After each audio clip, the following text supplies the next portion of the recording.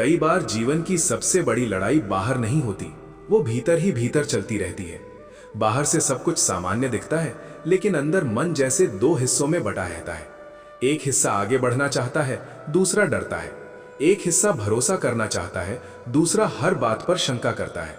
इसी खींचतान में मन थक जाता है और ये भी समझ नहीं आता कि असली दुश्मन कौन है। जब ये लड़ाई बहुत गहरी हो जाती है, तब शब्द भी मन को समझा नहीं पाते। तब किसी ऐसी चीज की जरूरत होती है जो बहस न करे, सवाल न पूछे, बस मन को थाम ले। अक्सर हम सोचते हैं कि मन की समस्याओं का हल सोच से ही निकलेगा। ज्यादा समझेंगे, ज्यादा विश्लेषण करेंगे तो सब ठीक हो जाएगा। लेकिन कई बार यही सोच भीतर की लड़ाई को और तेज कर देती है।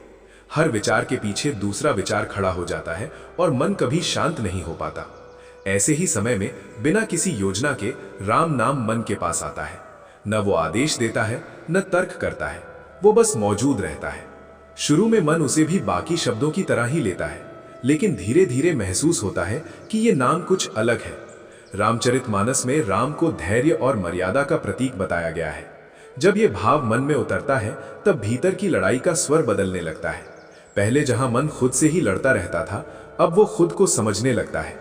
ये समझ कोई बड़ी घोषणा नहीं करती, बस मन को ये एहसास दिलाती है कि हर विचार पर जीत या हार जरूरी नहीं है। कुछ विचारों को आने देना और जाने देना भी सीख है। यही वो मोड़ होता है जहां राम नाम धीरे धीरे भीतर की लड़ाई में अपनी जगह बनाता है।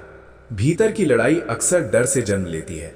डर असफलता का, डर अकेले रह जाने का, डर गलत साबित हो जाने का। ये डर मन को कठोर बना देता है। जब राम नाम के साथ मन कुछ समय बिताता है, तब ये डर धीरे धीरे ढीला पड़ने लगता है। इसलिए नहीं कि डर खत्म हो गया, बल्कि इसलिए कि अब मन को भरोसा होने लगता है कि डर के बावजूद भी वो संभल सकता है। श्रीमद् भगवद गीता में कहा गया है कि भय का मूल कारण आसक्ति है। जब ये समझ आती है, तब मन अपनी आसक्तियों को देखने लगता है और यहीं से भीतर की लड़ाई कमजोर पड़ने लगती है। कबीर दास ने कहा था कि मन ही बैरी है और मन ही मीत। राम नाम इस कथन को जीवन में उतार देता है। जब मन बार बार उलझता है, तब नाम उसे ये याद दिलाता है कि उसे हर बात पर प्रतिक्रिया देने की जरूरत नहीं। यही प्रतिक्रिया न देना भीतर की लड़ाई को शांत करता है। पहले जहां मन तुरंत हार मान लेता था या गुस्से में जीतने की कोशिश करता था, अब वो रुक कर देखने लगता है। ये रुकना ही सबसे बड़ी जीत होती है। धीरे धीरे मन ये महसूस करता है कि राम नाम कोई हथियार नहीं है जिससे किसी को हराया जाए। ये तो एक सहारा है जो मन को टूटने से बचाता है। भीतर की लड़ाई में अक्सर हम खुद को ही सबसे ज्यादा चोट पहुंचाते हैं, अपने शब्दों से, अपने विचारों से, अपनी अपेक्षाओं से। राम नाम इस चोट को कम करता है।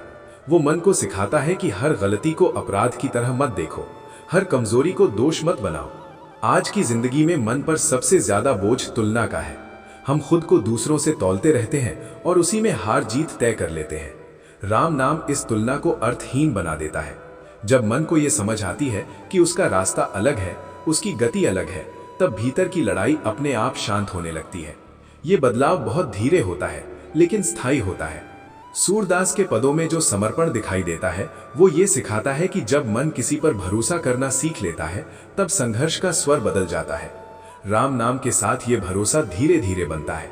मन ये मान लेता है कि उसे हर हाल में मजबूत दिखने की जरूरत नहीं, कभी कभी कमजोर होना भी ठीक है। ये स्वीकार भीतर की लड़ाई को खत्म नहीं करता, लेकिन उसे नर्म बना देता है।